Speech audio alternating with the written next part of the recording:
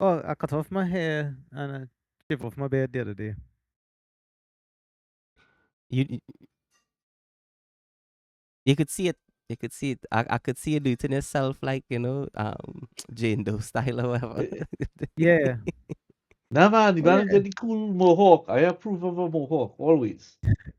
I think that's just they had that providing that aesthetic. Very punk rock. Uh, So I just Punk rock always is stick a life. mohawk by default. so I had Mohawk school. my iPhone when I put on a device when I connect a device to Bluetooth, Right. the phone will also record from that device once that device active on the Bluetooth now. So they have Okay. no way to simply just say no, just audio for listening, not microphone. So you'd have to go switch the speaker or disconnect your audio to talk through your phone if you have a speaker connected now, or Oh, if you're connected in your car. You know, uh, oh, so the Apple is your microphone is not an Apple product. Fuck the microphone. I mean, I don't know what that is. Is like I find it's a software constraint because I would think they could patch that out. If I see later versions of the phone have that same, what I think is a discrepancy, though. Because if I in the car and I listen to music, but I want to send a voice note, the car microphone is garbage. So I need to use the phone, boy, or else everybody going at him like, what wrong with Bill dog? It's not me. It's the fucking it's the car dog. The car, big expensive fucking car. I don't have a good microphone in the car dog. But no, yeah, we are hands free. Like hands free what? Shiny thing dog. That always thought it was the hands-free thing still use the phone mic. I wish I could. I had to disconnect the Bluetooth just to use the. That's insane. So as you say, punk Oh, rock he's there, dog. Like I find like thinking about music so far removed now from like what the ideology of it used to be. Like you could say in a time when rap now came out, or at times in rap was like the spirit of punk in its time now. Maybe not, but I know like rebellious. yeah, it's rebellious Uh, and that shit. It was the voice of the voiceless. Right. Well, right. And now saying that, like now we have rappers who's like, we set it out to create that aesthetic. One VJ was Ah saying, boy, look, VJ joined the podcast. Come VJ, turn on that VJ. camera there. Yeah. the Come in the Kukulooks. podcast. The Kukulooks. Well, we had to give him Zlatan. 5 minutes to bathe and thing. Now we Trini, yo. For sure. Epá, I made 1 o'clock this morning, so I have been this. I have been up since. I had no idea today was a public holiday.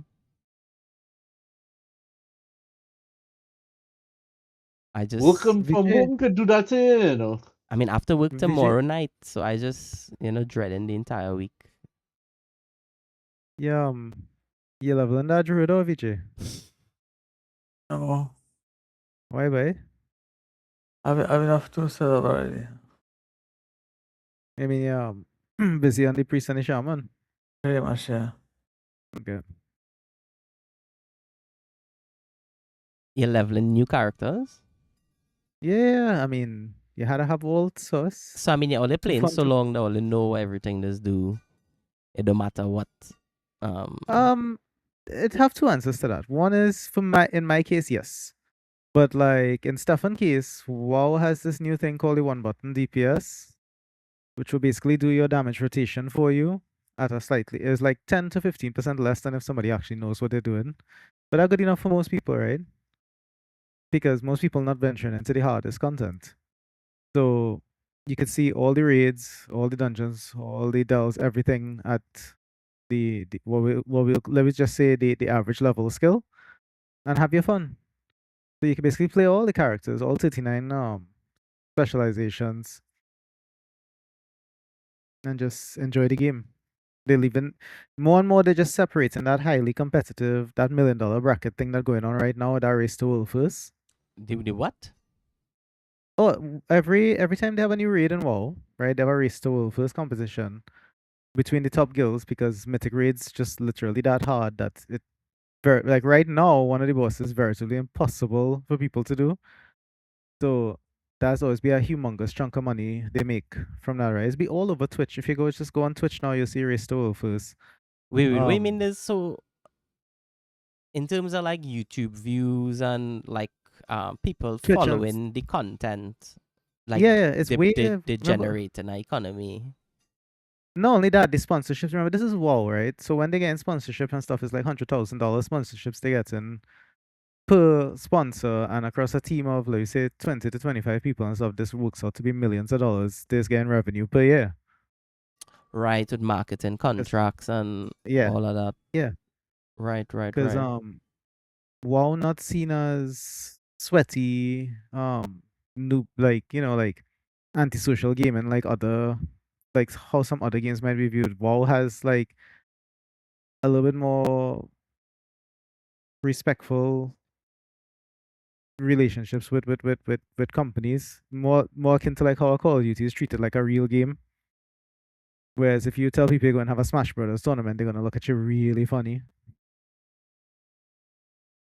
But that's a real thing though. Smash Brothers tournaments. That's what I'm saying. Yeah, I mean, I look at Evo every year, which is basically where they have like the current Mortal Kombat and Street Fighter and stuff tournaments. The Tekken, Every single. the Tekken is Well, yeah, I do good look at the though. Tekken, Tekken is good. and Smash is one of the big games in that as well. Like, Smash is basically the third most popular game there after Street Fighter and Mortal Kombat. My gal want me to start a stream Twitch.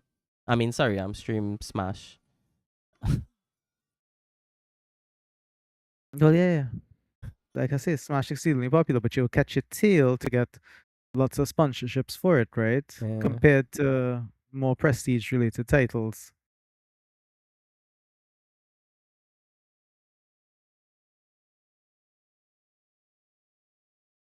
I kind of surprised Smash is as big a game as it is though, compared to the other games.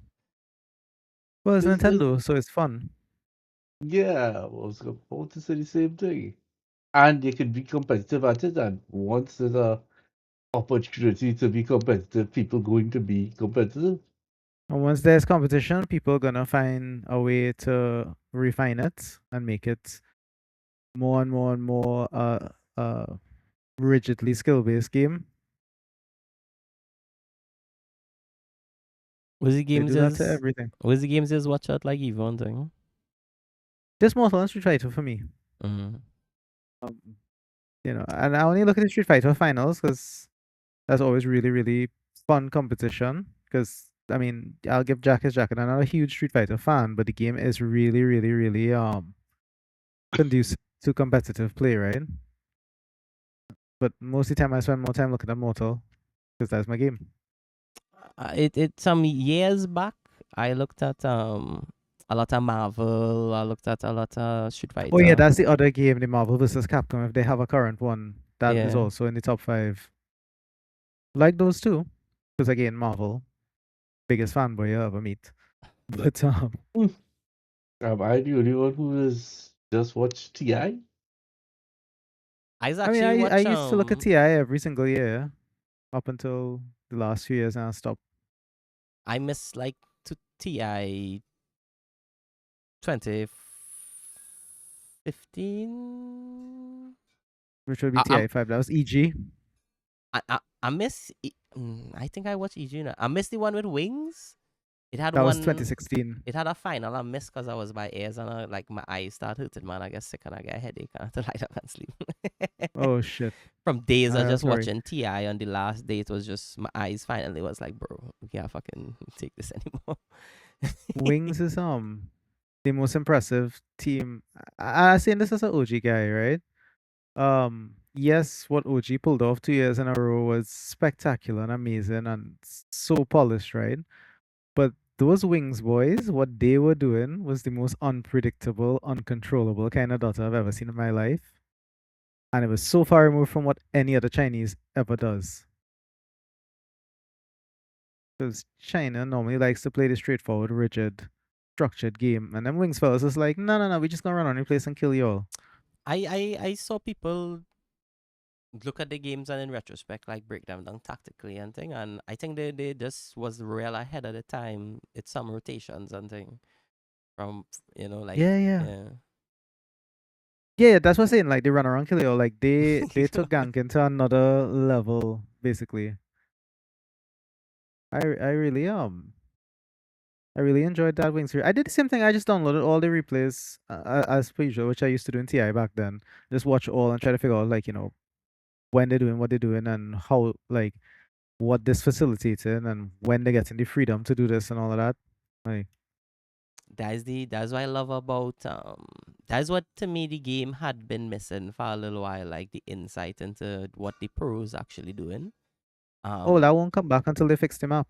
well, I started well, it have is get insight, like it's have now like team spirit and these group guys these leak they yeah, but in the back end now what they're doing all of that kind of thing at events, and it's here what they're going on with them tactically. Some of their players way more open with discussing tactics when they get an interview and thing. It I mean like go up.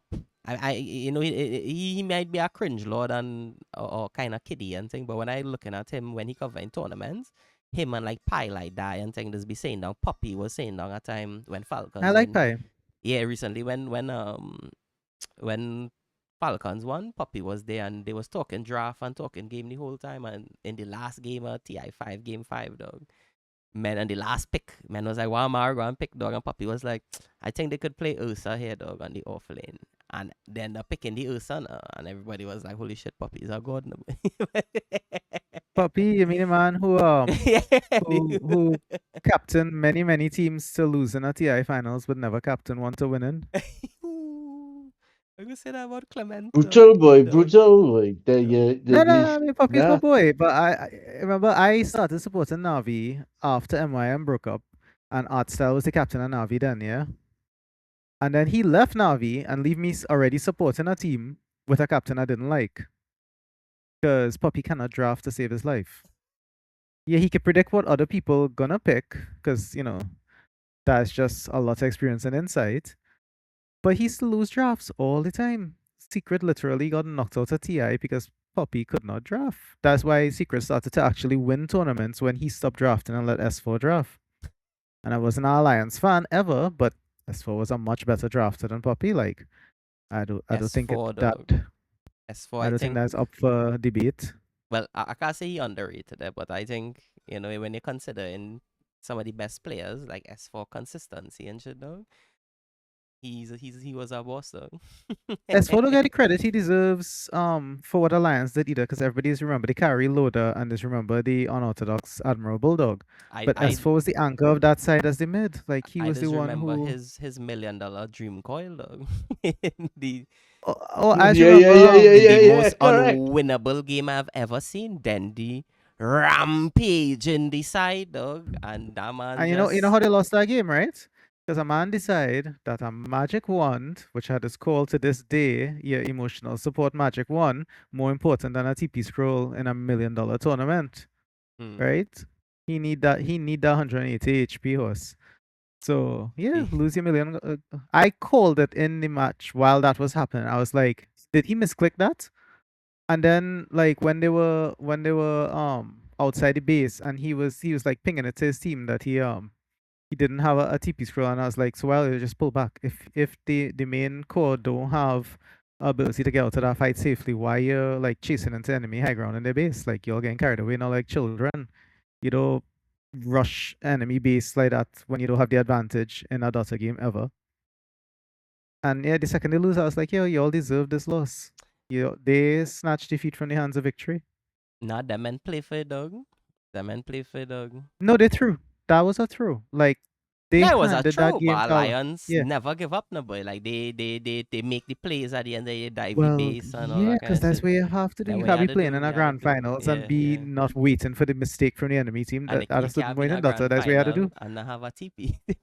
Exactly. So if Dandy wants to throw, if he want to throw, but but that's real interesting, eh? Like the dynamic of the game back then, where you have 6 slots, and no matter what, like at the end of the day, you need to have a TP scroll. You need to have this. You can't just. Now is the if you farm to the end of the game, 6 slot, you have 2 refresher orb and all kind of thing in your backpack. You know what I mean? Now he's Yeah, falling well, asleep in the podcast, though. No, yeah, I Oh, he was didn't fall I, asleep. I, I see I a just waited dripping to thing. say how I was waiting to say, oh, not only remember Magnussen, famous for playing Magnus. That to me that was one of the best players in Alliance. I never liked Admiral Bulldog. I admit the man could play the few heroes he played, but and he My played his role interactions with well. him were not good. Dog. Like me personally playing in beta, like back in 20, what that was 2011, he was the wrong kind of cocky noob. Dog, honestly, that finals, I remember our brethren was by me from foreign, dog, and I making him watch this finals with me, dog. And when Alliance win that final, I feel like somebody stabbed me in my fucking belly, dog. When I saw that I shit, was the dog. only one happy. Dog, like I used to watch Phonic playing all the time. His perspective, like I love them motherfuckers, dog. I love Another that side, dog. underrated player, boy. What? Dog, Phonic teach me how to play Dota, dog. Well, like you couldn't lane against me back then, dog. And them timings, like I playing all the bounty hunter and beastmaster and all them kind of thing, and I hide it in bush and come in and fucking you up and thing, like I stacking had and yeah, like I Phonic was one of the like Phonic was what Universal and Ice Ice Ice kind of became better at, but he was doing it before them. That style of offlaner play. If you think about it, like that independent, like unkillable, in your face offlaner, that was Phonic. nah, Phonic was But extreme with it. He was that extreme. um that Navi lineup also was special to me because like I had been supporting Navi after MYM full up. And then Kuro basically came and joined Navi and he was a former MY, like he used to play mid for MYM, right? Like after Malini, Kuro used to play mid. And to me it was like, part of my old side and part of my new side kind of thing. So I was real hopeful that they would actually win that TI. And I see Dundee do that shit and I was like, dude, you don't actually deserve to win this tournament. I love Emotional support magic wand. I love all I the personalities and thing Dota have and all of that kind of thing. But over the years, Kuro real disappoint me in his inability to be flexible and learn a new game. And that he drag Miracle and shit, dog. All the bad stats with Miracle is Kuro fucking up though. Well, it's a twofold thing, eh? Like the way that they won TI7 was basically Kuroki taking that whole era data and he basically brought that to its purest form in TI7. Like, you remember like them games where you see Kuro walking around with 2 smokes and 8 observer wards on him for like the whole time, just waiting for the correct moment to then go smoke and ward the entire enemy jungle and smoke back out safely and stuff like playing off of the timing of Miracle and Matumba at the moment when they could capitalize on that stuff. Like all of that decision making insane, right? But after that, like he just never grew. You're right. This He dog never, never, never is grew. hilarious now. But what you saying, like so this guy named Kezu, he has a podcast where he's talked to I know like some Kazu, he used to play for Secret, right? yeah. So the German Yeah. dude, he the cute guy with the glasses. he, he fucking just do a podcast with all of them now, and he do one with Matamba, man. Matamba was like he see when he talk about that time, he sounds so stressed, dog. Like Kuro, just Kuro. And like Miracle, he had to make all the space and all kind of thing for Miracle. Like it would sound like it was a nightmare for him, dog. He take that Well, money and give Black Rocket, dog. you might hear my bias coming out here, right? But when you have Miracle playing on your team, everybody had to play for Miracle. It's basically like having Michael Jordan on your team. I don't care if your name is Scottie Pippen. I don't care if your name is Tony Kukoc. You're gonna play for Michael Jordan. I Like, care if your and name that is is Dennis Rodman, though. Like man going so into the even Hall if of Fame Dennis this has to year. play. to me, dog, man, just talk Jordan and the biters every once in a while. For me, I just watch for basketball. I go watch Rodman do be Rodman, and I go watch oh god, this guy, god, the guy who was in, oh god, Uncut Gems, Kevin Oh, Garnett. Durant. Yeah, Oh, no, Garnett. Sorry, no, KG, Garnett. Kevin Garnett. I Yeah, love Kevin. well, I love Kevin Garnett.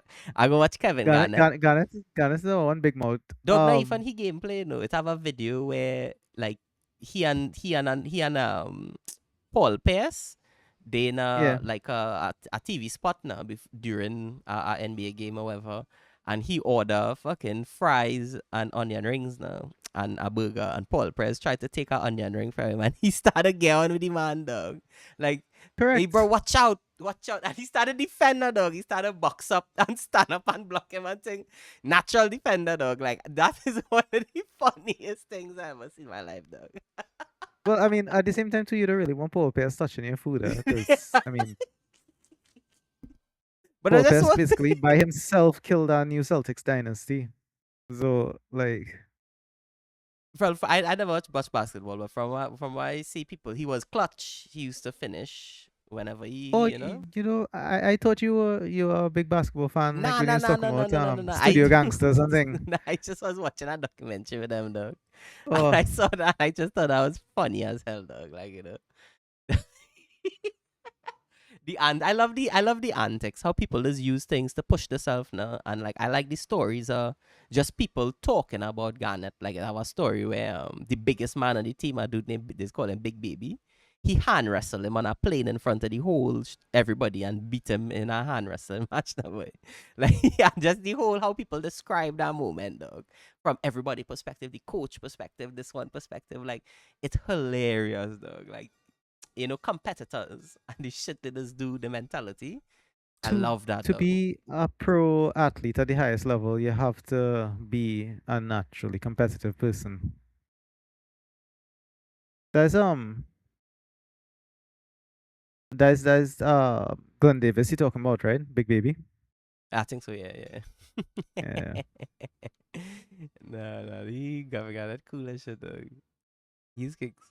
he say he walking past a gym, and he says some youth men started talk shit now. So he went inside there and smashed them. No? Just- when they asked him, was the No, last time he played ball now? they had this thing the other day too where I can't remember his name, one of those players who had the worst score ever in the NBA, right? Like for years running, he was considered the worst player in the league. People used to make fun of him. And they had some weird celebrity interaction thing where he was like, well, he willing to play anybody who thinks that they could play basketball. And basically for like 30 minutes, he just wiped the floor with all of these guys who like claim like, they used to play pro ball in university, but they went on and had like quote unquote a real career or whatever else. And it's just like to show the gap between the people who actually there and the people who think that they know what they're doing. It's like so ridiculously huge that this guy who could not score a point in the NBA was like, scoring like multiple dunks on these people, back to back to back to back. Like, Nah, dude, it is. I It think I remember is. seeing that. yeah, is I mean that's how it is with all skill based endeavors, right? It doesn't But matter. more so basketball, I think, because of the size of the court and the amount of people and thing, it have more defensive composition to the game. And like, just like, I mean, just look at it. A man will just have a burst of strength and run through some guys and throw the ball up in a skillful way and get it into the hoop. And that is the source of the game now. That's what I watch it for. That's why people don't like women's NBA, because women can't burst a speed like that consistently and run into the paint, yeah, they don't and have the power factor of the game. is so, people find it boring, and I think that interesting. I don't really like basketball that much because short people, smaller people, certain types of physiques of people have to be phenomenally skilled to play against like bigger players. Like I can imagine a team of small You mean men. like a Steph Curry? I mean, and even him, he became very physical, and he has like those long muscles that like um I want to say Africans and thing do. He have those long style, and maybe I'm wrong about that. He have those long tight muscles. He get real physical, real gym and thing later on. But I can't imagine a team of Steph Curry is playing against a team of Shaq's, dog. No, of course not. But a team of Nah, Sharks wouldn't really that's win a basketball tournament either. A teams of Shaq's with a Kobe. I, Though. I don't know No, a about team that, of you you right, know. because a team of Sharks, they would all want to hug the ball and none of them would sacrifice anything in the game and they'd just lose because they wouldn't, they would have to lose a lot and then be like, listen, Shaq. Shaq No, but you gonna also win. wouldn't be able to cleanly get the ball from one end of the court to the other. Because remember in basketball, you have no, I'm not Well, trying maybe to they could diss just Shaq. catch it and lift it up and throw it to the next one. Yeah, remember you have to after you score, the ball has to go back to the opponent. So Shaq has to be able to get that ball.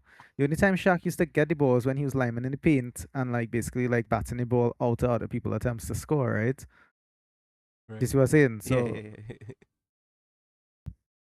yeah, basketball. I mean, that's why I like football. Like, a small guy could play any position and maybe not any position, maybe not really center back, like, a there's a basketball. position for a small guy, yeah. Yeah, yeah, but like a center Well, back, you but as we were already. talking about earlier, the traditional 10 is dead, in football. Right. Yeah, yeah. Tactically, nobody really playing with. I mean, it just makes sense, no boy. Now it have so much pressure on a coach. A coach not going and to trust a man to fucking find himself on the field at a young man age, and he want to know that he going into battle with warriors, dog, and men go and commit to space and all of that kind of thing. Unless it's Messi. And Messi just going and rap and score and you know what I mean, or whatever. But I mean, he gonna get that again. So I have I haven't seen them play in a couple months just because things were so busy for me. So but cannot this wait to this be is walking into a World Cup and I ain't see my side play in like close to 6 months or so. Argentina, Yeah. and that's why I like football too. Like a tall man like a Peter Crouch could be a elegant one touch striker the ball, A Zlatan could be, an elegant player. As that I wouldn't use the word elegant for Zlatan, I would use the word If any, sophisticated. Gentlemen, okay, stepping out for a sec there. no scene Just check something at work. in Yeah, work. you do your thing, bro. Yeah, young Cole. Oh shit. Oh shit. Zlatan and so you like Zlatan, eh? Uh, um I understand his personality a little bit. Like I know people he's very what's the word I'm looking for? Polarizing. People either love or hate Zlatan. I kinda ambiguous his personality. I just look at how he's played. Sometimes the man has displayed some extreme kindness on the field as well. So I gonna appreciate that. Like, because all the skill in the world you could admire the skill, but that don't mean you really had to take on the person behind it, right? But I have no beef with Zlatan. He just happened to be born in a bad country for being a great footballer. When I was a young man, I quite loved Zlatan and his personality and all of that. I thought, well, I mean, I got it now. That is his bravado. Yeah, that's what I'm saying. Like, Yeah. I mean, as a basketball guy, right, who grew up worshiping Jordan, if I can't handle a cocky asshole on the court for the sake of messing with the other players' heads, then I don't understand sports, and that's what Zlatan is, right? Yeah. Yeah. He knows perfectly well that his person. I mean, your boy Dennis Rodman is probably the best example of that, the most disruptive player in the history of the NBA. You was wrong in that time. Like, what I was like, what was when people see Rodman, like, what was the reaction to that? Like, what you saw? Well, I mean, I didn't think anything of it because that was just my player, right? Like, I didn't like him before, obviously, when he was what Pistons before he was Bulls, right? But like once he became a player in the Bulls, I started to appreciate more what he was doing for the side. Well, of course, when he was doing it to my side, I wasn't Yeah. I wasn't having that. But when he joined the Bulls, they had him personally apologize to Scottie Pippen, right? For beating him. It had a game that he threw him down and all kind of thing by the Yeah, yeah, he yeah, was too yeah. rough with him. Yeah, and stuff like that. If you willing to take up and say, all right, across the line here, well, we can move forward. When you want to be wrong and strong, well, that's. But I also Not anything lost to like win for a though. long time. Right? Yeah, yeah, Anything but to yeah, win. yeah, anything to win, but you had to admit that you're not being a sportsman. Right. Like I know, like I go and say, like I wouldn't succumb to unsportsmanlike behavior to win, right? But at the same time, I still believe that I will beat your ass if I at the top of my game, whether or not you do that shit. Yeah. Hmm. Um. But where was I going? So like early Bulls era, right? I was a humongous Pippin fan, right? And like I remember watching Bulls play, and this after Jordan had left, right before he came back. And at that point, Kukoc was becoming my favorite player, right? Because he's the ultimate six man to me. He um he basically used to come off the bench and replace any of the starting five in any of their positions. That is ridiculously hard to do, especially on such a top tier team, Who's right? that? But Tony Kukoc, Cuckoos. to me, he was like the magic man on the side at that point, right? And I remember there was a game that Bulls lost, and basically what happened is that we needed, I think it was 4 points. I don't think it was anything more than 4 points to win. And twice Kukoc was there, right up on the net, and Pippen would not pass the ball to him. Twice in a row with 45 seconds and 18 seconds left on the clock.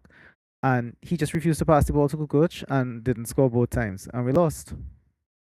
And I was like, Pippen trying to be Jordan for the side now or something. Like that. After that, like I stopped being as big, like as in my mind, I stopped relying on Pippen to be the man to like win these games for us because his decision making was poor. I ain't doubting the man's skill, 99 out of 100 times you probably put those balls in. But when you have somebody more open and more available than you pass the ball. Right. Like, and that to me is like the maturity of a top tier player. And Pippen did not have that in 1995. Or was Mm-hmm. that 94, boy? I'm confusing the years. I think it's 94. No. Yeah, it'll be like early 94, right before Jordan came back, yeah? Hey Shane, Hey, VJ, what's up? uh, uh, uh, why did Jordan come back though? Oh, because he was sucked at baseball, and he also realized that there was some gas left in the tank for basketball. The man loved the game, eh? It wasn't. Okay. It wasn't just about Jordan was making millions of Why dollars he no matter what went he did. to baseball? Oh, because the politics of Bulls was aggravating him. It's the same reason that he left in '97. Again, the management of Bulls decided that they did not need to keep the side intact, that they could trade off top players, including Scottie Pippen, and expected to continue winning tournaments. And Jordan told them, he was like, listen, if you're all not bringing Pippen back, I go on.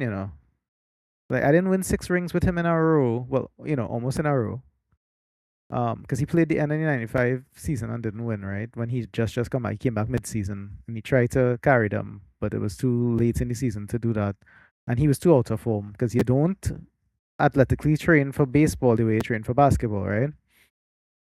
And yeah, and he told them, yeah, either keep my side intact or I will go too, and they call his bluff, and he's like, all right, I go on. Hmm.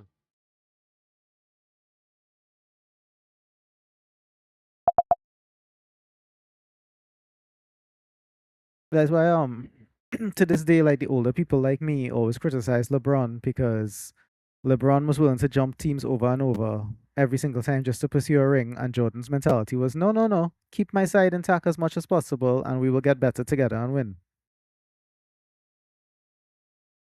So even though LeBron is quote unquote the nicer guy, and Jordan is known for being a prick on the court, I mean, to me, Jordan had the more respectable mentality about playing on a team. No, I mean that's camaraderie and wanted to win and Yeah. looking at the price of Michael Jordan baseball jersey from back in the day. Oh God. I'm sure there are people who have those. I'm sure, but dear Lord. I like it. Just it's so interesting. The memorabilia market, dog. I find the three most interesting spheres of money for me is gambling with its logistics and the whole the house and all of these kind of things, and then it have like these cards, Pokemon cards, and all of these kind of things. Like it's crazy how these ecosystems as we run in like as we looking at people opening Pokemon cards and thing, and I just can't get over the prices of these things. Boy, a man mashed up a man Pokemon card the other day trying to say that it was fake on one of those pawn shop shows, and it was a real card. And, because you could tear them on the inside and you'll see the difference in the foil and the innards of the card to know whether or not it's real. And he tear the edge of the man card, therefore dropping the value of it to try to prove to him that it's fake, and the blasted card was real. I would have make that man pay me the value of that card. If he didn't want to pay me that, I'd take whatever I get for the soul card and pay it to a hitman to go and deal with that man. No, I serious. That's you destroying something that cannot be had back. You know what I mean? Like you can mash up a man wall and he house and rebuild it for him, right? But you mash up a man collector's edition card, he not getting that back in life. Like that's madness. I would get irate if that was me.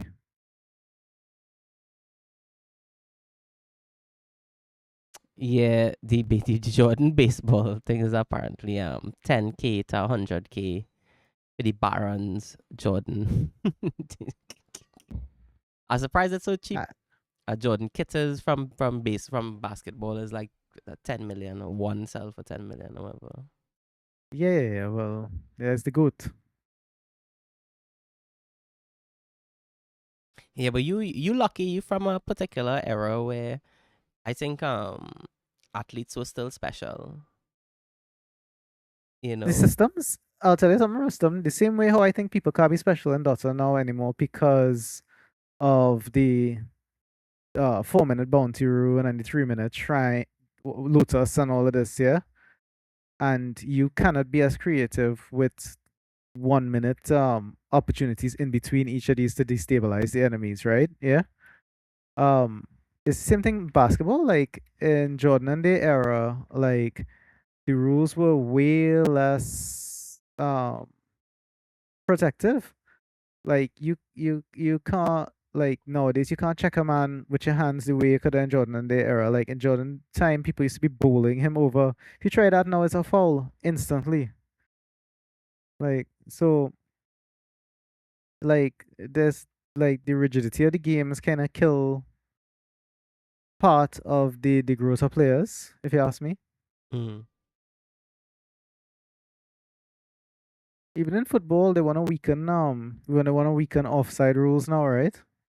Oh god, the referees damaging the game, and I can't understand it because okay, in the sense of Dota, I can see why Valve or Ice Frog would want to create win conditions or situations that allow a team to gain advantage and end the game. Why from a viewing perspective they want the game to be shorter, not hour and a half, 90-minute games. They really want 50, 60-minute, 40-minute games and thing. 30 minutes, 20-minute stumps. I get that, but what the referees doing with VAR and thing, I mean, is not ideal from a viewing perspective. But I think for them, it is a situation where if you have time wasting for a long period of time, this is when people start tweeting. And eventually, when people tweet, people will find a way to view the game or to be involved in it in some kind of way. And I think that the eyes on that, like whoever they getting from that, if it's because it's lucrative or whatever, like that is what they aiming for now, to have more gaps in the game to create those social media windows for the game. I hate is anti-football.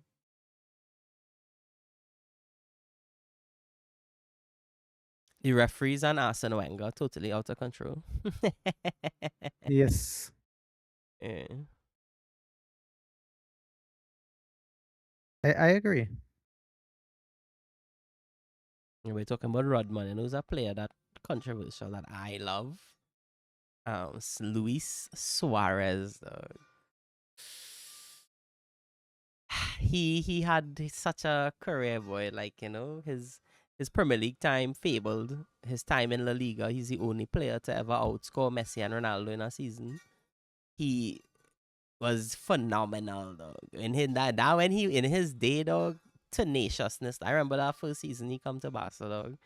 It had a game to play PSG and this Brazilian Luis Silva, the big hair guy, if that's his Yeah, name. I know Louis. Yeah, Yeah, Sideshow Bob. yeah. Twice Suarez running at him, and Suarez just get the ball through him, dog, through leg, just on goal. The most beautiful curlers. Like, he had a finesse, and he could have get up in the box and get all kind of bicycle kick and scorpion kick and thing, and always with him placement. Everything was always some kind of bullet up in the corner. Like, Suarez is one of the most elegant technical players I ever see, dog. Like, they was talking about a goal he scored in the Premier League where he just chest down the ball and went round the keeper and score. And oh god, Lineker and them was talking about how they think that one of the greatest goals ever scored in the Premier League, dog. Because when he chest down the ball, Hey, skill for skill, Suarez is a phenomenal player. I mean, he and I Messi mean, used to be like there's literally friends up to this day in the same club, and like to Messi yeah, them like blame each other house something. respect his level, So I think he's special. Yeah, but time catch up to him, boy. Father time hit him hard over the fucking head, dog. Suarez when his legs went. I think well he was a big party man too, so that recovery, same shit we was talking about earlier. Like Hmm. if you're not willing to take 20 years off from enjoying life to have 20 years of great athleticism, you're gonna catch up with you faster. Them men like Ronaldo and Messi who basically don't enjoy any kind of pastimes or whatever else, so healthy they are approaching 40. Mm-hmm.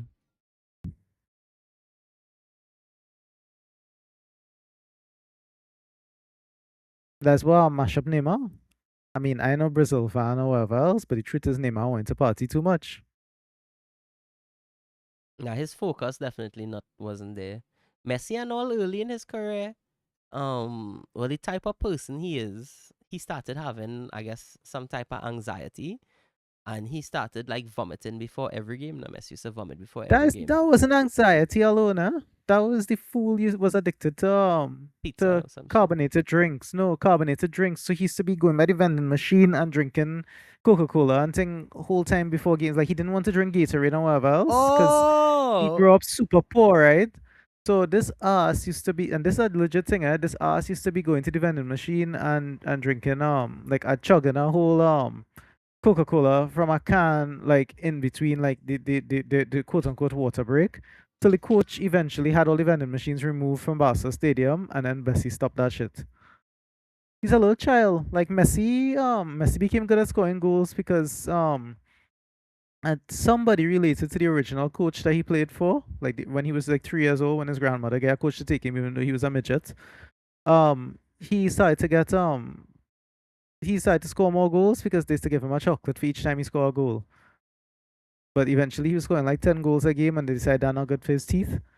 So they had to cut that down. no, he really is. I believe that, dog. He is a special human being, dog. Like He motivated by sugar, autistic. dog. Yeah, He yeah. I didn't autistic. want to The man say is autistic. it, but he No, fully fucking autistic, I dog. mean I don't find any if you have a medical condition, there's nothing wrong with saying that you have a medical Right. condition. You see what I'm Yeah, saying? Like the yeah, man yeah, for sure, for autistic? sure. Yeah. Yeah, the touch. As they say. Yeah. Nah, Yeah. he now looking at his career, dog, is like one of the special things in my life. It had a point where I literally was like, dog, like every week, the only thing that's bring joy to me really is just Messi on the weekend, dog. Like, I mean, I never used to watch that because I do support club football because I Yeah, think it yeah, ruined international football. Like, um, the money became so much that a player had to choose their health between playing for the country and playing for the club. They're going to play better for the club and take more risks for the club because that's where the salary is. That's the generational wealth for their children, as I always say. That's what I was talking about earlier. A job is just a job. I mean, a footballer is just a job too.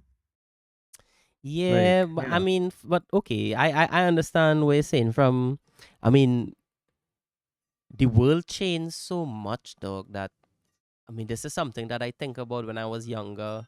On the TV, there were moments in time that was so special that it was on the TV and everyone would see it, dog. The Olympics every year, where nations would compete against each other. The World Cup every four Olympics this year years. was special too, eh? I don't know about that. What happened this year in the Olympics? Oh, we saw the greatest figure skater of all time. Alysa Liu, she at one point was like 13 or 14 and was one of the youngest people ever to win a international tournament, right? Then when she's 16, she retired because she's like, this whole system is bullshit, it's too rigid, it's too harsh and whatever else. And she's like, I just gonna go to college and live a normal life. Screw this. So she went to college for 2 years when she was 18, 17 and 18, right? And then she realized that she actually missed figure skating. So she just went back into it on her own. And I mean, these are the top level Olympic sports, right? Nobody does this on their own. And she basically just decided she was gonna go back and try to compete at the Olympics one more time because she wasn't even 20 yet. Um, on her own terms, like designing her own routine and everything. And the girl got gold medal this year, doing everything basically on her own terms. And her actual performance, I could send it to you, like destroys anything that I have ever seen before. Now, granted, there's a 5, 6 years of Olympics that I have not paid as much attention to in the last couple of years, right? Alicia Liu? Uh, Alicia Liu, yeah. I could send you her gold medal thing as soon as I come out of this dungeon. Or you can look it up, just look it up, yeah. She to me she's a goat. And I grew up in Nancy Kerrigan's time, so um, I Yeah, my mom was a fan of that lady. Kerrigan was my favorite before Alysa. Listen, I'll send you her gold medal. My mom used to watch figure skating throughout the year, like the tournaments and all of that. Um, I don't know why, what about it, but No, it's exceedingly I think it's impressive cool art to form. yeah. It have some Watch what she performances I've does seen. at the end of this routine, Rustam. At the end of her routine there. Wow, Tell me if you ever see anything. she winning since she's 13 or something, like younger than now or Yeah, something. and then took years off.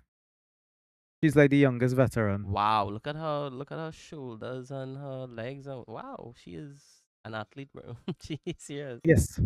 Serious, serious, serious. She is very beautiful. She's Yep. Yeah, that's part of it too. People fall in love with that girl very, very quickly. yeah, she pretty That I pretty. mean, I'm not saying that that's a factor in why she won, but I'm saying it's a factor in why she is so phenomenally popular. You can't Yeah, escape that. she cute A good too. looking person just always gonna get more fame. Like that's just reality as humans. Yeah, like Mm.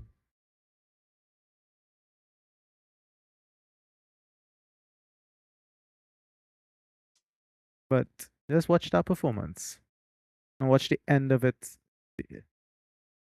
Uh, they call it a Bielman, but I've never seen one done to that degree in the history of figure skating. Again, if people have been doing it, I missed it in the last couple of years.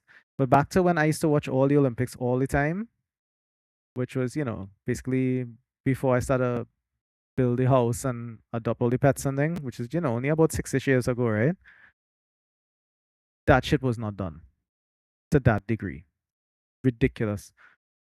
Figure skaters have such old school, like the way that she smiles and the mood and all of that in the face, like The they grace. they are good. Yeah, they're really good performers. Yo, Well, that she would have been drilled. You get to the actual performance yet? yeah, no, there's like it's a 8-minute video at 44 seconds and Oh yeah, so she now starting. yeah. Yeah, you just tell me what you think of that Rustam. What like I can't see the which part of the video. I'm going on YouTube. Root refuse to the move. Okay. Yeah, skip Yeah, I can't open it on the Mac because I don't wanna get flagged. flag. Okay. Yeah, on YouTube. Oh, you're streaming. Okay, yeah, No, yeah, I'm I not streaming. understand I'm what I just mean. recording the sound.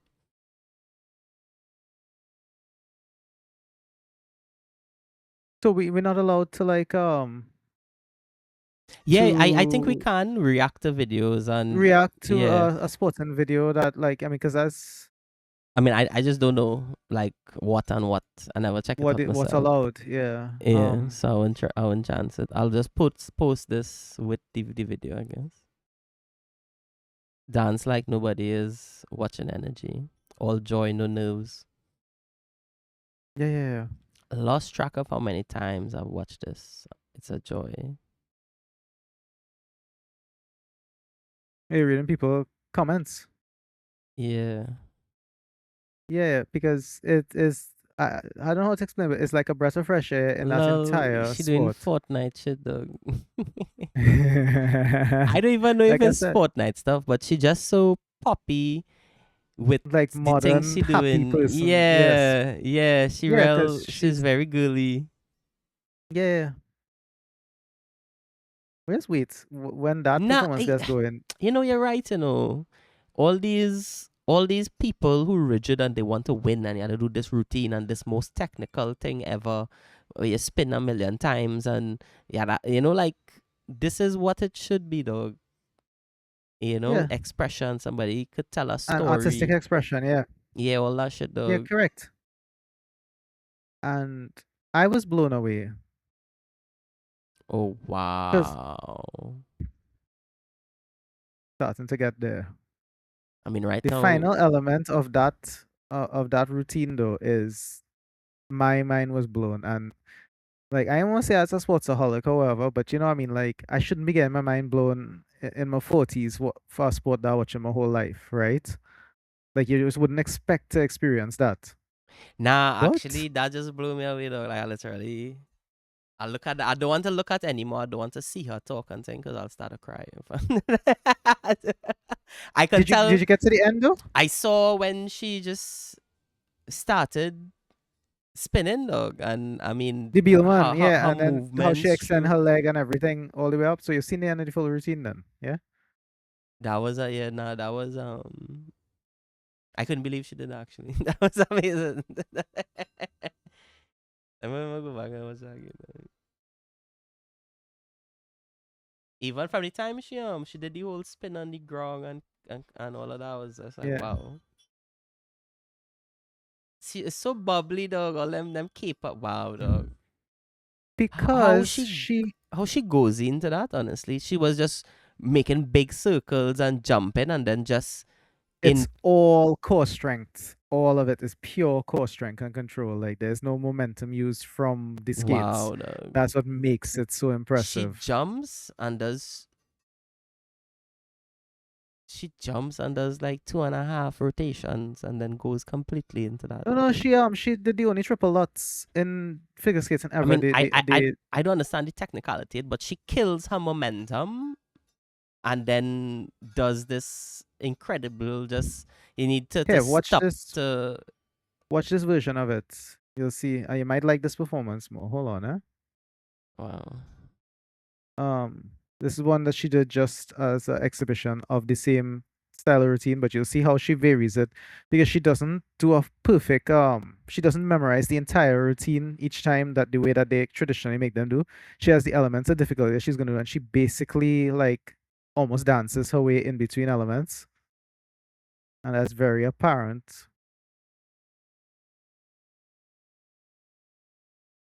Yeah, That's a nice dress. I'm not the hugest of figure skating fans, but to me, there's never been like like we still at a point with like athletic progression now where we actually still seeing some of the best athletes of all time. Like, you know, people will always call me fanboy and stuff, but I think that Leo is the best to do it ever. Um, in some ways, I think Simone Biles might be the best to do it ever. Obviously, I believe Michael Phelps is the best to do it Oh, ever. swimmers. And I think, Was that about? well, no, just all the different sports. Leo in football, Simone Biles in gymnastics, Phelps in swimming. And I think Alyssa is the best to do it ever. And there's no recency bias on my part because I was just spending an hour talking about Jordan, right? Like I'm not a recency bias person. But Um, I think she's the best to ever do it. And if there is somebody better, well, damn, I really want to see.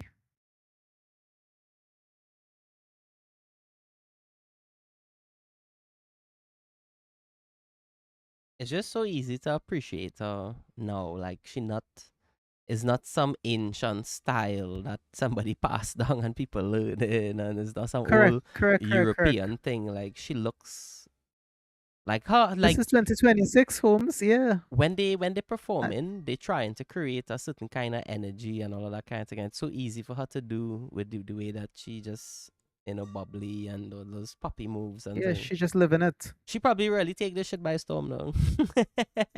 Yeah, yeah, yeah. People were unprepared. Especially there were, the traditional thing of they have all the haters who were like, she can't come back after 2 years, 2.5 years gone and expect a place.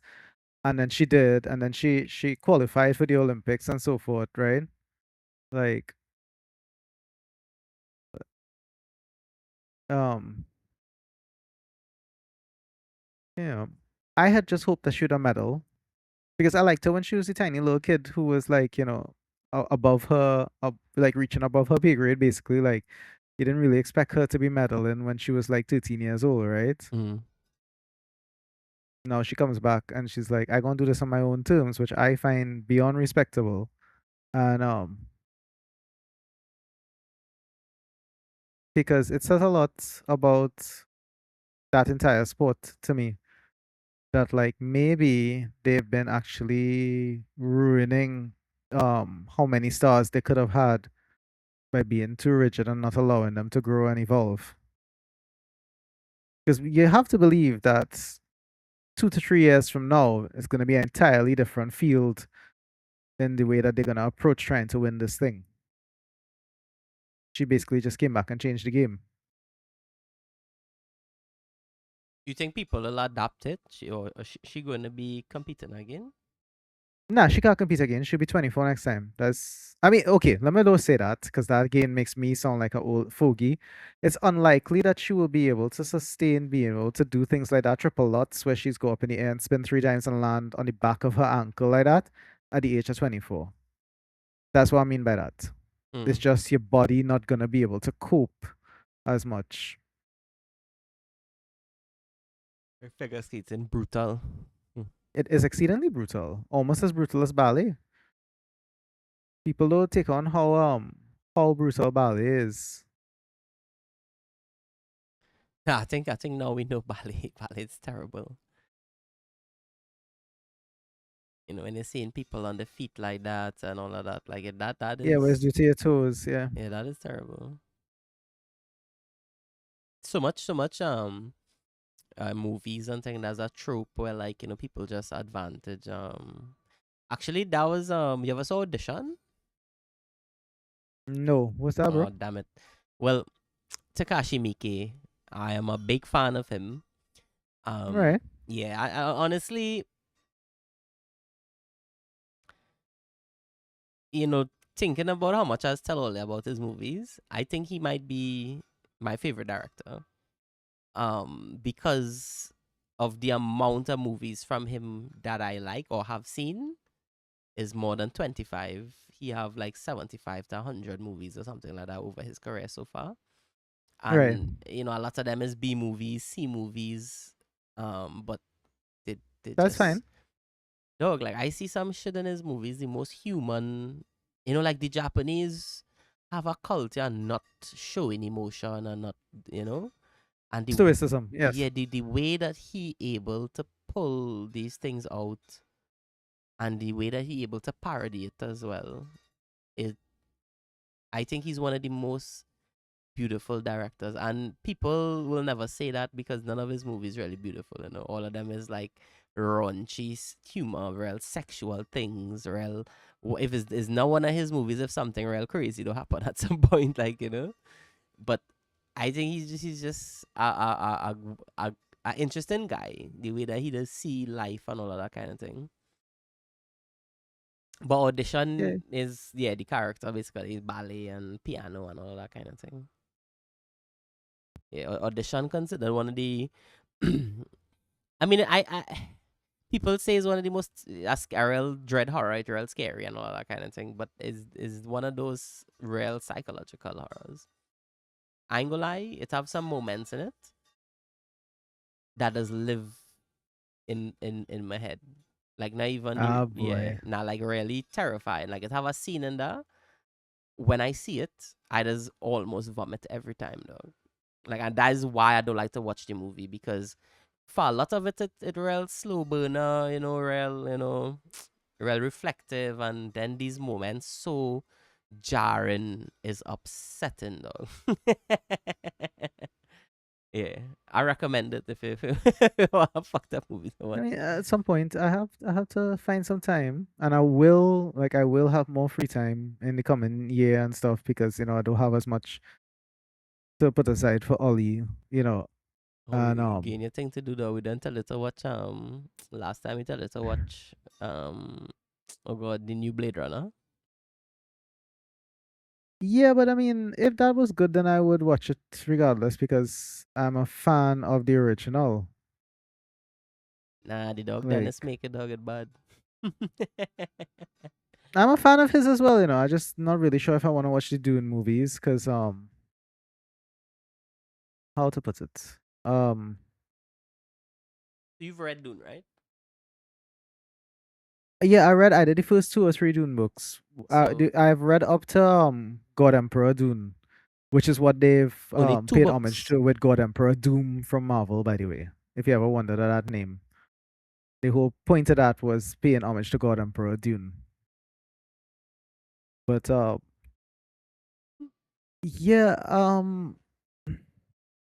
how to put it, boy? I get those books. You might like those books.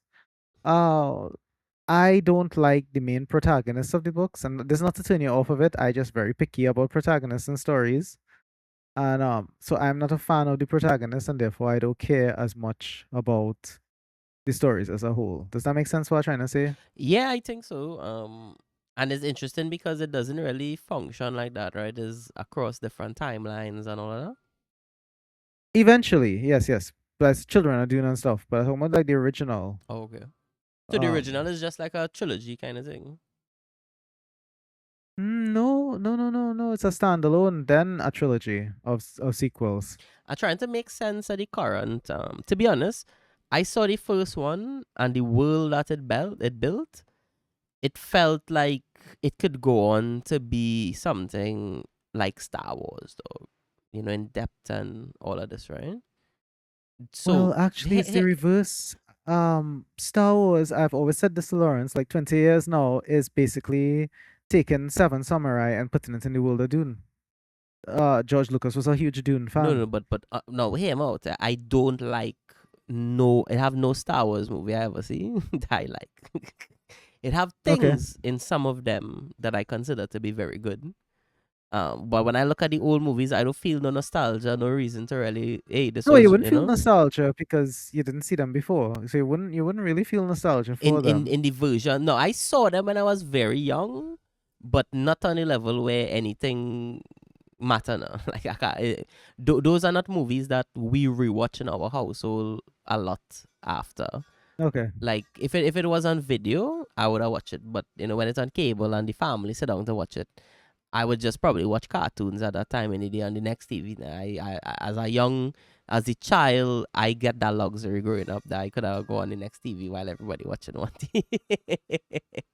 So yeah, like so far watching Dune, I felt disappointed by the second movie by what happened in the movie. It didn't feel like I don't know, and then now the third one apparently it's skipping forward into the future, and I just don't know how. Right. So they're probably doing Yeah, Children of Dune now. Yeah. I don't know how that I'm would hold guessing up it because I now. haven't seen those. A little spoiler, but in the second movie, um, the bald head guys, one of their nephew or whatever, had fight him to see who would be the I don't know his chosen one or whatever the fuck, and Charlemagne character win. So I was expecting something else. So that second movie is basically still based on the first book. Like the the, the second movie, like the first movie doesn't tell the entire story of the first book. Oh, okay. Hmm. See, And I didn't watch these, so that is where and Dune 2 does end though, where he killed that boy and he rise up and he right, yeah, I think that's take the end of over the the first book. he basically get through the planet. And now apparently it looking like he and he gal in a war against each other or some kind of thing. So we're not doing Children of Dune. Are confused. Boy, And that this the like thing, when I see 20, in 25 years ago, I thinking about like no, I think he get fucked. I think he fuck himself and he get fucked. After Dune 1 he, and he 2, does. He is a failed hero, like which is why I'm not, no, no, and no, he not did it the by not the choice. character. I talking about Dennis, no boy. Oh, I think Dennis set out to create like okay, I gonna be directing these movies for a long time. You know, I Dune 1, I Dune 2, I 3, and 4, or whatever the fuck. Right? If this is what these people want from me, this is what I go do. But I think they cut him after the second movie, and now I don't know. Like it just feels so strange. The fabric of the movies, it feel odd. Like as a trilogy, I don't think I could. It like I don't know what it is. Maybe it's fair enough the third movie and come out, but after Lord of the Rings 1 and 2, you know what was going on. After Matrix 1 and 2, you know what was going to fucking happen after that. Though. I hear you. Yeah. So I don't know. I don't know. And same thing like, in Matrix, when you watch all the highway scene and all of that kind of thing, it's like, okay, this is what the movie going to be, dog. An action movie from now, dog. They get money.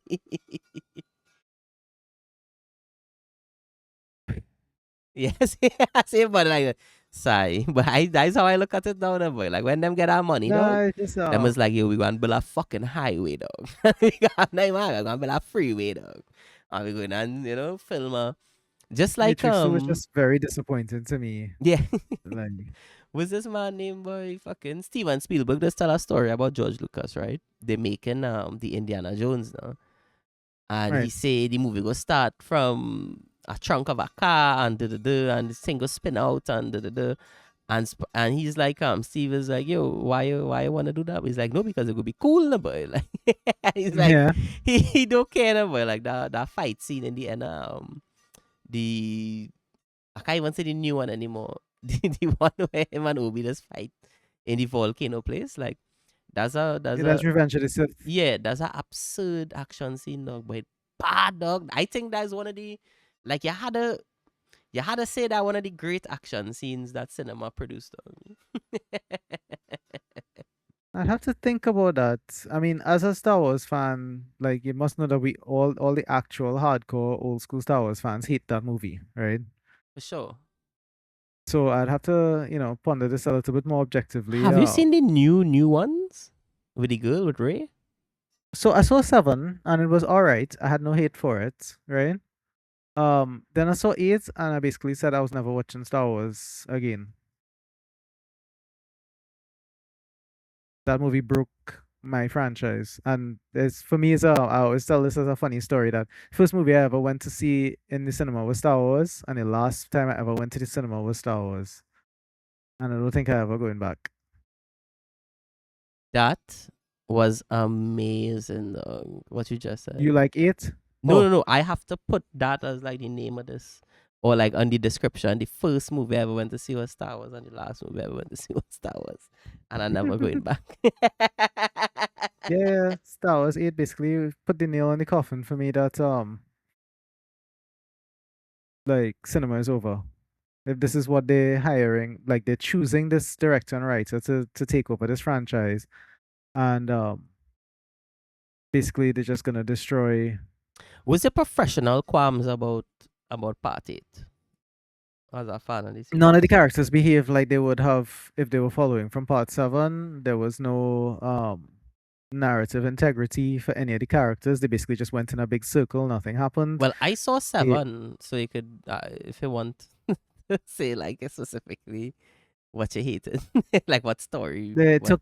took the newest and most interesting character and basically sent him off to watch horse racing for the entire movie because they didn't know what to do with him, so they just created visually um interesting filler content in the middle of a Star Wars movie.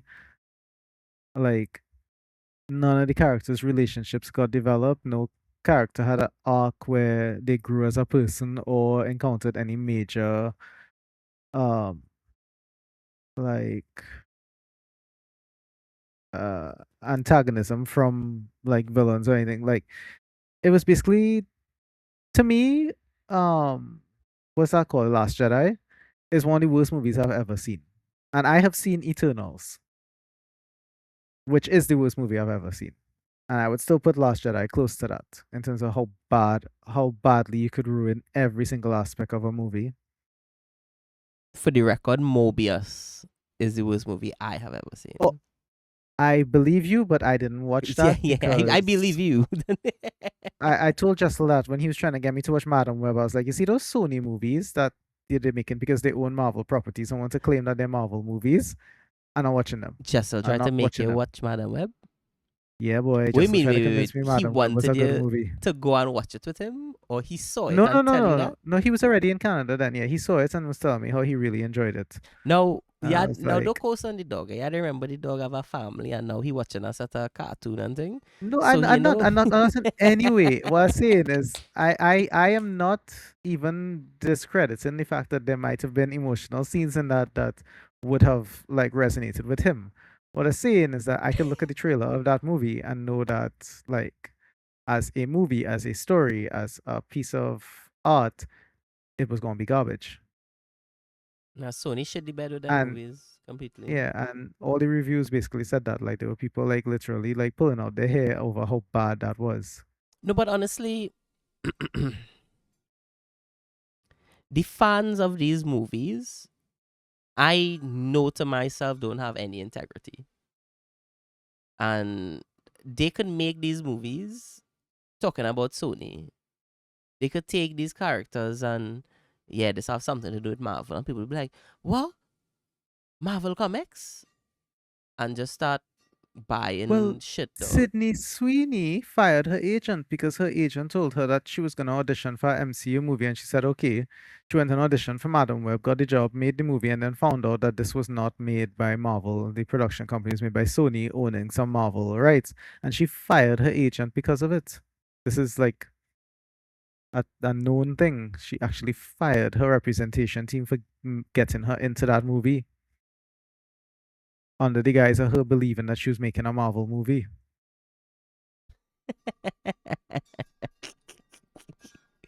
No, but I mean, it's funny the state of things, eh? Marvel was in the gutter and literally selling their characters, dog. They gave Sony their like Sony make a game with Spider-Man. Spider-Man, and that Yeah. saved Marvel, dog. A whole generation of young people got into Spider-Man, and as soon as that game dropped, Evolution came out where they revamp everything and made it more teen-like and all of that kind of thing. Marvel Mhm. capital and the people who bought into Ultimate Comics and now the parents of everybody who all the kids that are growing up with Spider-Man and thing now is phenomenal how time, dog, they just had to wait on a long enough time Yeah, but they needed the money. yeah, And Stanley made a decision to pay his workers and not fire people and sell off rights. And I understand how they got where they got. I mean, dark days, we're talking about all of this time before that was all that They Spider-Man also clone himself and all, or Spider-Man is a clone Ben Riley and some of the worst storytelling I think ever passed through comic books. well, that's the problem. They went from the absolute top of the line in the 80s with Age of Apocalypse and the original Secret Wars and all of that, right? Telling all these amazing stories, the original Dark Phoenix saga, all of that, right? Wow. And then they kind of like let them stretch their wings a little bit too much and started to produce real garbage, like real nonsense. And Honestly, so they got themselves. those big storylines, I think is why Marvel better for the screen and why DC has failed with the screen, because DC could tell their stories about a character and like when I'm saying that, like, I just think is the characters that they use at the end of the day. What they're doing with Batman now is what I think they should have been doing with Batman before. Not making a Batman movie, but telling a criminal story about a detective and his struggle now. Um, Well, I just think that's yeah that kind of DC's hang up is Batman is the world's greatest detective. That was always supposed to be the main selling point about Batman, but they focused too much on the suit. And I mean, even Nolan, like I think he focused a right. little Well, bit well, too much on that the one I mean martial all arts. of And I that know very he wanted to tell the personal. Ra's al Ghul story. Yeah. Yeah, because obviously Nolan being Nolan, he probably always had his end game in mind that he was gonna bring it back to Talia and all of that, right? So that martial arts aspect was always going to be a big part of his Batman trilogy. But I understand as well. It was Schumacher who made Batman and Robin, right? And he just wanted to focus on the cool factor, right? Like that was their thing. Like try to just make Batman as cool as possible. That would sell movie tickets, but they never actually captured Batman properly. Possibly until maybe Batman Begins. Dark Knight Rises is a problematic movie because the man is literally time travel, right? And I don't like plot holes like that in movies. But that in that movie, he still behaved a little bit more like a proper Batman, even more so than Dark Knight. Because I think the weakest parts of those movies is some of the dialogue where Nolan clearly needed to say something, get something up across like an ideology about Batman. But he had no scene to really do it. And they would be driving a car and he would get vexed and say this. And I just rewatching that movie, I find it's a very weak experience. that's my favorite thing to talk about with writers. That the greatest writers of all time will inject their experience and philosophy about life into their stories in a way that they're not spoon feeding it to the audience. They're Right, having the correct. characters themselves go Correct. through it and learn it. Hmm. And I guess he didn't have the time. But in a Batman I movie, not mean, having the no, but he time. he pulled it off perfectly for Gary Oldman's character for Commissioner Gordon in Dark Knight, right? And he pulled it off perfectly for Arthur is his name, right? Why am I thinking Arthur is his name? Are you talking about Alfred? Alfred, right? God, you see, I'm not really a huge Batman fan. Mhm. Alfred in Dark Knight Rises, right? The character work was perfect for them. They just didn't really get it done well with Bruce, Right, right. and I don't know why. I feel like so many of the Batman movies fail to do Bruce Wayne justice. Like he just comes across as a secondary character in a way that they don't do that to Clark Kent and Superman. No, none of those. There were like what 5 different famous Superman movies, right? None of those ever ignored Clark and only focused on Superman. And Superman is still like the most spectacular superhero, right? And they still never forgot Clark. I find in the Batman movies they forget Bruce a lot, and it's weird because he should be the more easily understandable character. I don't know. That's again, I'm not a big DC fan, but I No, wish they you're they right. You're they right. And I think Patterson does excel at Batman because he able to even behind. Like I think his Bruce Wayne a little shallow. But that's just the character, not a billionaire, like. But when he in the mask, Patterson eyes, I find he able to tell you a story with his eyes, and that give his Batman a good dimension. No? And the Patterson time has the director does soul. take to, He yeah. always has like ever since I mean the first time I saw him was in a Harry Potter movie, and even then, even with the terrible direction that was involved in those Harry Potter movies, because that was one of the big turns in Hollywood. They hired a guy to direct Harry Potter 4 who never read the book and refused to read the book.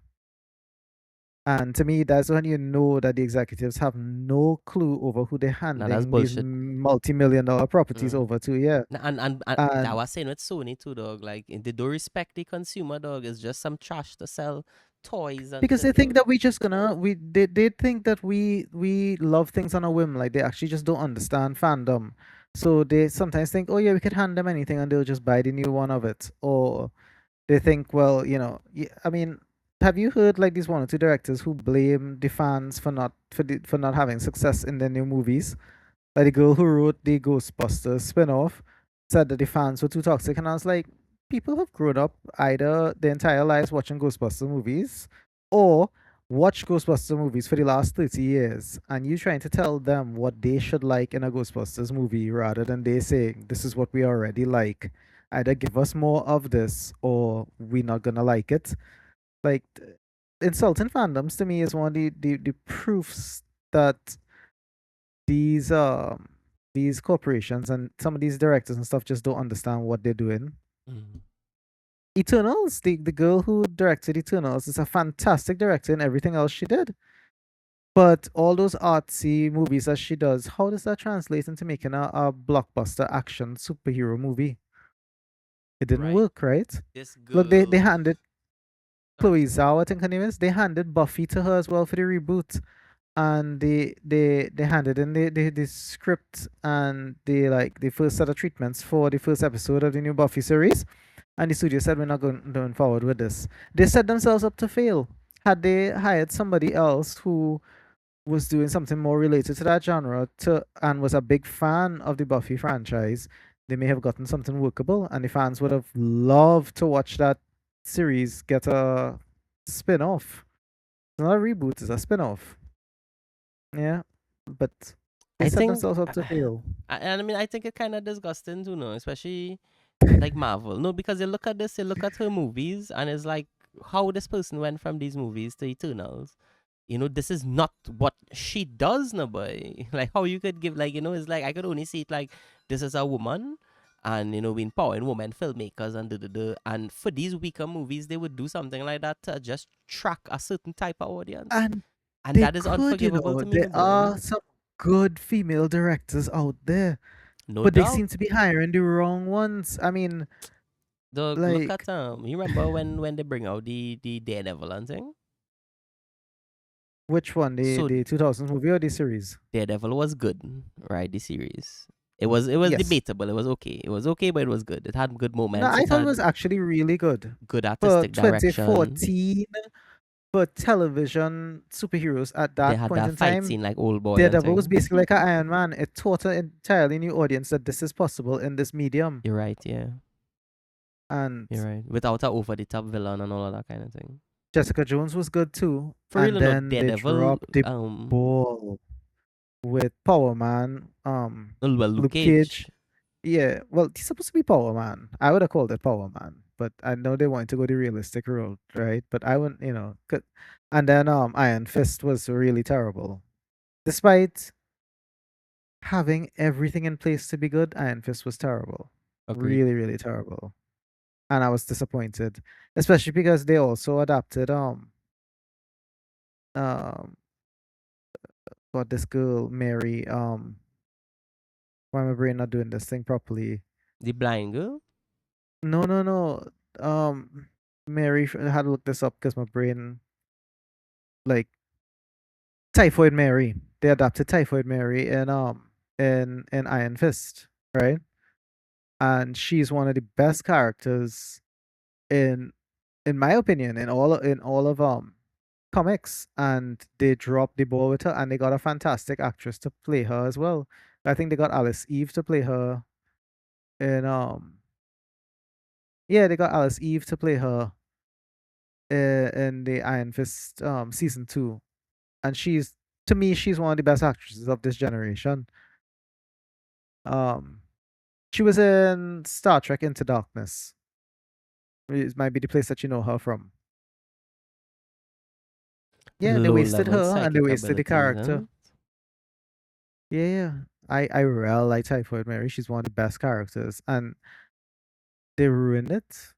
Ruined it because whoever was the showrunner for Iron Fist didn't understand w- the property that they were making for that audience.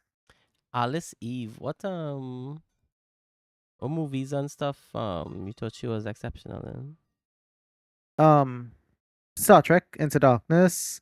You'll enjoy her in She's Out of My League. That's one of the better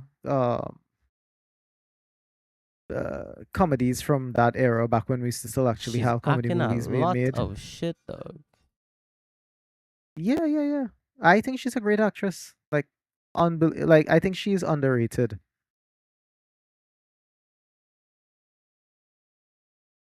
Okay, she was in. No, she wasn't really in it.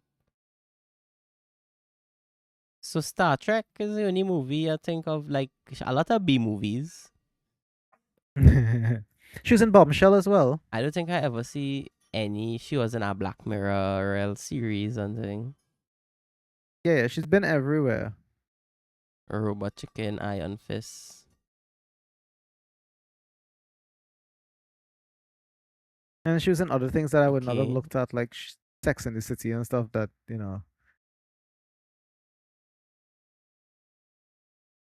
What Oh, was she was in this? Night at the Was this Museum. English actor boy? She was.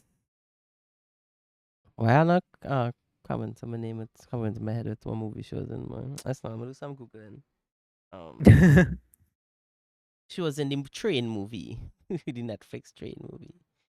What is that train movie? What was that again? Netflix train movie, bro. Yeah, the from Bong Joon Ho train movie. Mm, don't know. Oh god, we talk about that movie with the train going around the earth after like the planet Oh, freeze over. do you mean Jennifer Connelly? She was in a TV series version of it. That's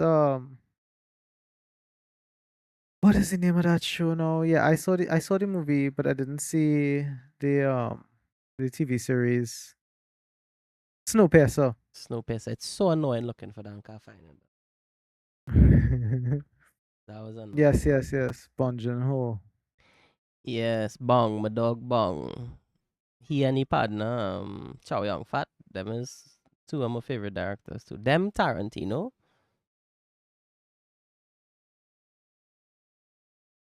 Yeah, that might be like, who I really revere and respect, dog. Everybody else have movies and thing, but them and whole, them discography, dog, bad. Takashi Tilda Miike. Swinton is Yes, the Tilda Swinton, Tilda the Swinton, Tilda yeah, Swinton. yeah. I think She's a great actress as well. I think she's a legend. I think she's one of the best. She's kind of specific with her ranges and thing, but the kind of character she's take on and thing. Her and Constantine was the first movie I saw it, and I was like, she's amazing. I She's, like that first Constantine movie, I love it. I love it. That movie make me actually. I went on this run where I was just gonna look at movies that have the devil in it as a character. So I ended up watching Viggo Mortensen and all of that kind of thing. In that movie with Gabriel, I can't remember the name of that movie anymore. With you know what I'm talking about? That's a 90s movie. That's I don't remember. Viggo Mortensen was the devil, and Gabriel was Christopher Walken. The Prophecy. Oh, okay. Yes, yes, Yeah, yes, yeah, yes, yeah. yes, yes, So I yes, looked yes, at yes. The Prophecy. I can't remember now what I end up looking at, but to me, the movie that always stand out to me is Constantine, dog. That short, brief moment the devil was in Constantine, I always really like it. So I end up Like Devil's reading. Advocates and all of that. Yeah, and to be honest, though, I don't. Devil's Advocate is, I find, as a weird movie. It's like It is. is a quintessential late 90s 2000 movie with the themes and how it is. But I find that movie wild and all over the place, dog. Like movies at that time, no. Yeah, because the mid-budget movie was still a thing in the late 90s, so there was a lot more artistic That was freedom. a mid-budget movie, and Yeah, that was a mid-budget dog, that's movie. a That was crazy not a fucking big movie, budget. dog. I remember the scene where they gone down in the man basement in New York and the man's cutting open the goat and thing, dog. Like when I Yes. saw that, I remember feeling like, yo, there's a satanic movie, dog. Like, as a little kid.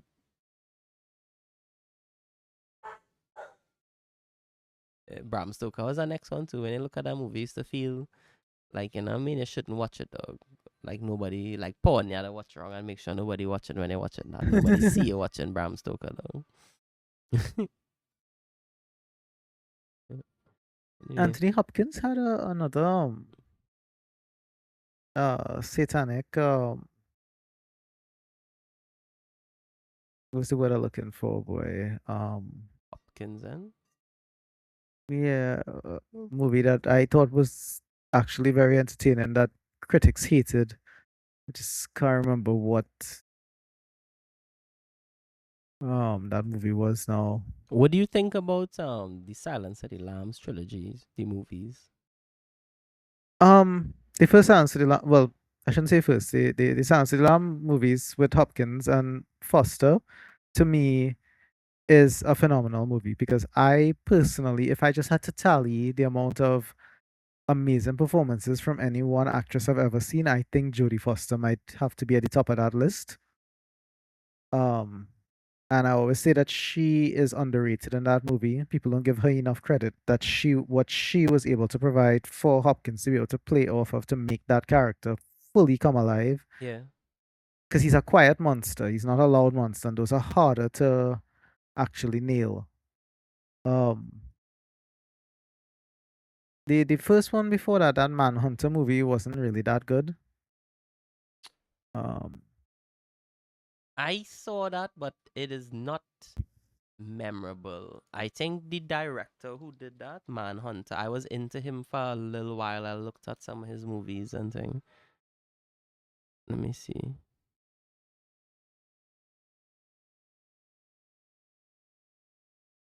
Manhunter. Michael Mann. Michael Mann. Michael Mann. Michael Mann has Lastly. a lot of good movies, you know. Mm-hmm. Oh, he producing a lot now.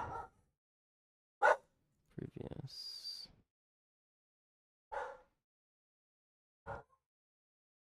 I mean, he did Heat. Heat, right? Yeah. Yeah, and Collateral. Last of the And Mohicans.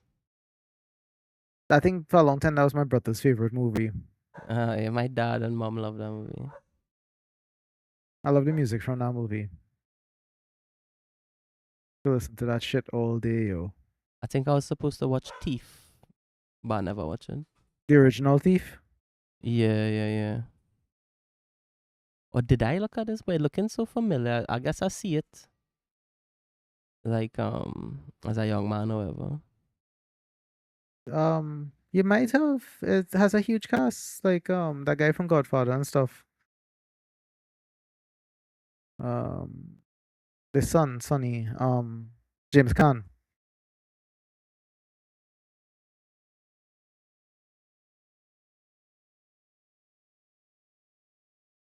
Alright.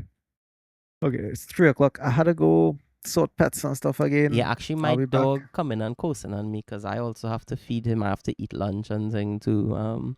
Yeah, that was good. Yeah, We do a good hour and a half day. I don't know if later or they yeah. wanna do some let's put it down. I probably gonna have to do stuff in WoW. We didn't read or anything this week yet. Oh, okay. So I don't. I mean, I'll be on late, like again, like after 9, 10 and stuff. No, well, they could just pop in and shit, it's fine. Like as Yeah. they say nothing, dog. It's just to capture time. Eventually, it might have conversations that'd be amazing that we'd want to have with people and thing, and that's what it's for. But now it's just to fill the time kind of thing. Yeah. Yeah. So, alright, Well, I so I will appreciate be you. back. Yeah, I'll Yeah, holler at you same now. homie. Yeah, I'll message you later for Uh, sure. All right, Holmes. Yeah, man. Later.